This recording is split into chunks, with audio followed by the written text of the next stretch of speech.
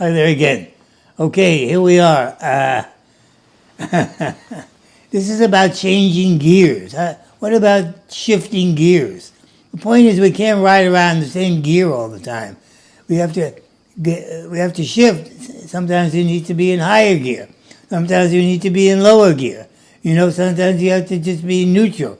It's just a great analogy about the car. So how do we do that?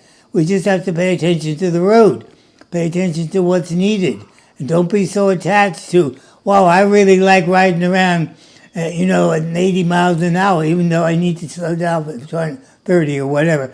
In other words, if you keep at the appropriate speed, then your life goes smoothly. It's only when you try to push the thing that it gets into an inappropriate place. So find a comfortable gear that you can function well in at the present moment, but be prepared to shift to another gear if the opportunity comes and you need to, all right? Don't be so attached to the same thing all the time. It makes life too boring, all right? That's it. Let's just liven it up a little, gang.